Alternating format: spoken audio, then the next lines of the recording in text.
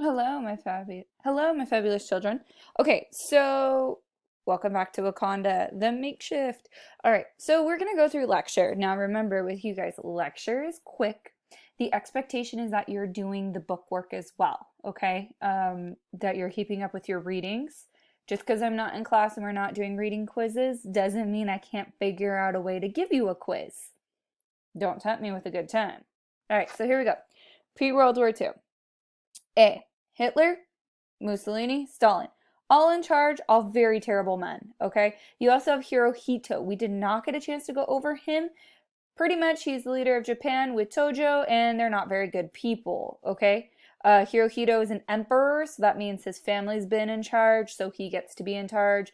Tojo is the Secretary of War, who actually does all the decision makings for all of the horrible things that happen, okay? Here we go. So, Mussolini, Hitler saw the Westerners. France and Britain and the United States were considered Westerners. Need for peace as weakness. They were taking advantage of something they felt was a weakness in their situation. So they responded with what's called aggression. Now, exactly what is aggression? Aggression is hostile or violent behavior or attitude towards another. Look at my political cartoon. This is big, okay? Political cartoon, the dog of war. You guys see his name tag? Dog of war with a muzzle named the League of Nations. Meaning the League of Nations is trying to muzzle, control, stop the war. Stop the dog of war, okay? That was their original big idea. They don't actually do anything to do that. Okay, so let's keep going. Let's talk about Japan. Now, Japan is here. Korean Peninsula is here. This is Manchuria. It's technically a part of China. And Japan takes it over in 1931. Now, there's a lot of bad things that happen in Manchuria. We will go over that. I pretty much just want you to understand that Japan's here, controls Korea, controls down here, and then it slowly creeps into the other places, okay? It also led to Japanese buildup because of the resources. They had more access to resources because on an island, you're only limited. But if you have colonies, all of a sudden your materials expand. That is a big key in what? Imperialism. Okay, so as long as you guys understand that one, we're good to go. So Italy, Mussolini, should be ringing in your heads. Mussolini invaded Ethiopia for imperialist reasons. Now, imperialism, you all should know this. You should all love this and understand this. Okay? And you should also understand that every time a country was conquered, for the most part, the natives did fight back, but here's the big caveat or the big asterisk, okay? But 95% of the time, the natives were not as technologically advanced. Therefore, yes, they did try. No, they did not succeed. Okay? It's just unfortunately the way the world was. Okay? League of Nations placed sanctions. Sanctions are like rules, restrictions on Italy. But Italy was like, yeah, whatever. You're not going to use the military power to enforce these sanctions. I'm going to do whatever I want. For example, you get grounded, right? Your parent is just like, okay, bad, you're in trouble. But they do nothing else. They don't take away your phone. They don't take away your internet. They do nothing. Well, you're just like, I'm gonna do it again. There was no punishment. You just told me bad. Okay, woohoo! I'm gonna do what I'm gonna do. Mussolini in Italy. Okay, cool. I understand I'm going by this fast, but again, the expectation is you're keeping up with your readings. Here's the big deal. The Third Reich is the German government. The Third Reich is the German government, okay? So everything we read, everything we watch that says Third Reich, German government. Germany goes against the Treaty of Versailles. And how they do that is they build up their military. They ain't going to pay reparations. And they start conquering other lands, which were all big no-nos in the treaty. Okay? So the Rhineland gets taken over by France because Germany couldn't pay the reparations because the United States stopped lending Germany money during the stock market crash in 1929, or after that. So, excuse me, I just ate breakfast. It's early on a Sunday. So, what happens? So Germany goes and takes over the Rhineland. As you guys can see on the map, it's right here. This is France, okay? This is England. So, takes over a country that touches France. Makes France a little nervous, but France is like, I'm going to do appeasement. Now, what that means is, I'm going to give you what you want in hopes that you'll eventually just be satisfied and stop. Doesn't necessarily work. We'll find out, correct? So then, Germany changes from the Rhineland, which is now here, and puts its sights on Austria. Remember, Austria and Germany were friends in World War I, but Austria-Hungary broke up into two countries, and now Austria is getting annexed by Germany. And Austria's like, no, you know what, Germany, like, we can survive, we can figure this whole independency thing out. Germany's like, no, you're mine, deal with it. And Austria's like, okay. So they started having uprisings. Germany squashed them. Hitler sends his military to squash it because that is one thing Hitler is very good at, and it is disciplining his military. Trains his military very regimented, very like, okay? So no Western country got involved. They're like, oh, Austria, like, that sucks. But like, appeasement, I'm going to let Hitler do Hitler because maybe he'll just stop. If we just keep giving in, maybe he'll just eventually give up. Does that work? Okay, we're in 1938. They did it in 1936. We're 2 years in. Is it going to work? With the Western powers doing this. The Western powers are the League of Nations. The Western powers are the ones doing the appeasement. Western powers. France, Britain, United States. Sorry, I'm opposite. It's tripping me out. Here we go. So then you have the Czechoslovakian or the Czech crisis. Czechoslovakia is known as Czech. It's a cool country. We have a military base there. We as in the United States. Very fun. Very historic. Czechoslovakia is here. Czechoslovakia has what's called the Sudetenland. And Germans live there because Germany and Czechoslovakia share a border. Well, Hitler now wants the Sudetenland. But he just doesn't want the Sudetenland. He wants Czechoslovakia now too. Because of Lebensraum. One of your words, okay?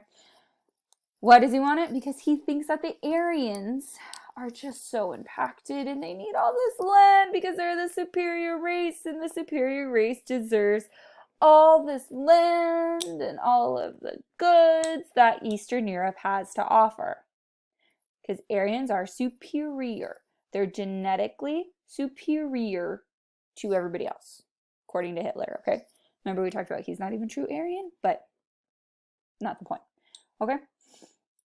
France and Britain understand that Czechoslovakia is a democratic country, and they're like, ugh, we get it.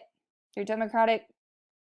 We're good with that, but just give in. Just give in, because maybe Hitler will just stop. Hitler said he was going to. He was like, okay, because Britain and France get together with Hitler at a conference. The name of the conference is escaping me today. I don't know why. It's Sunday. I'm tired.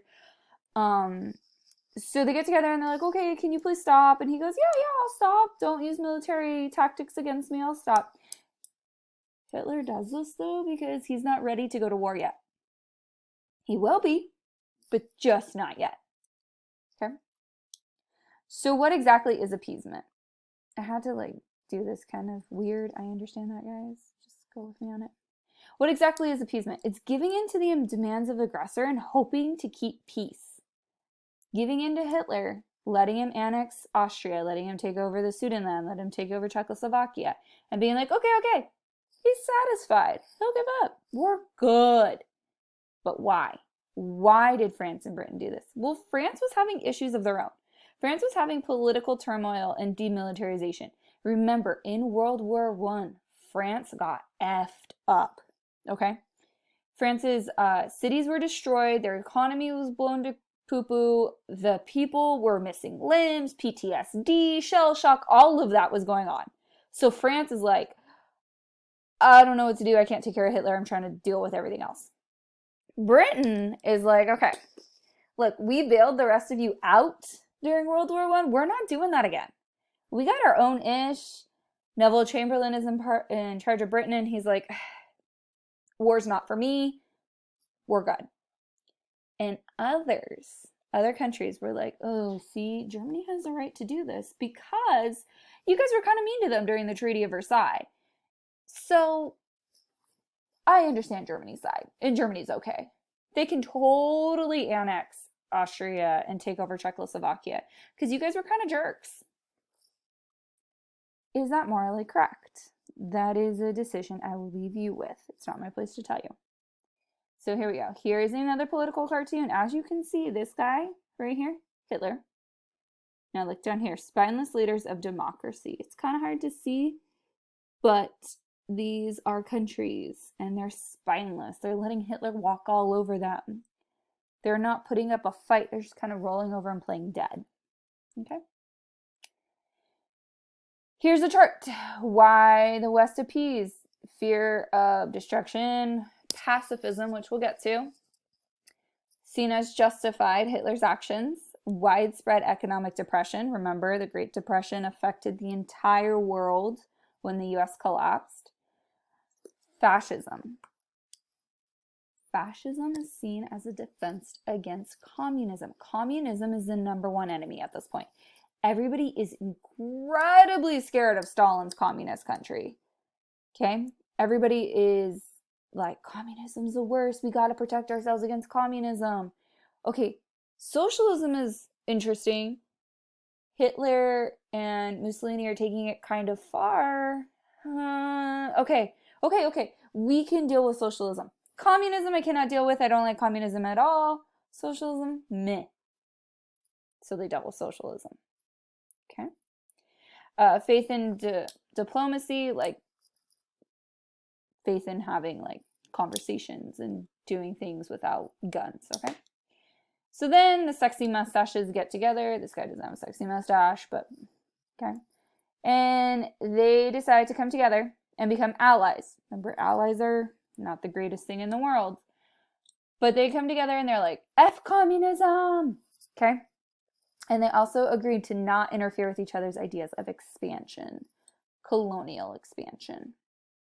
The United States does this. They do a thing called isolationism. I'm alone. I'm isolated. Europe's over there. Europe's going to deal with Europe. America's going to deal with America. We got to recover. We got to focus on us. So how do we do that? We do a thing called the Neutrality Acts. It's a series of laws that passed that said we will not sell arms, we will not contribute, we will not do anything to help or hurt European nations because we got to focus on us. And we're going to be pacifists, which means we are against all war, no matter what. We're done, we're done, we're done. Okay? Over it. We're done. Sound good? So Spain is going through a civil war. Spain has fascists and nationalists versus democratic ideals, but slightly communist at the same time. So Russia helps the communists. Hitler and Mussolini help the fascists. This guy named Franco, leader of Spain, very corrupt leader. Spain becomes a fascist country, remains fascist until the 1970s. And still is having a lot of problems today. They cannot figure out how to be a democratic country without being corrupt. Big problem for Spain, okay? An appeaser is one who feeds the crocodile hoping it will eat him last. This was by Winston Churchill. He becomes prime minister right after World War II starts. Like right after. So just keep that in mind. Also, this week you will have different assignments. They're all due Sunday at 11:59 p.m. So Sunday the 20, let me double check. The 26th at 11:59. Okay? I will be posting all week. If you guys need me, office hours are Wednesdays and Fridays. Other than that, if you need a Google Hangouts, we will do that as well. All right? You guys need me, write me on Remind. We'll do a Google Hangout if it gets confusing. Office hours, Wednesdays and Fridays, 1 to 2:30, okay? Bye, guys. Have a good week.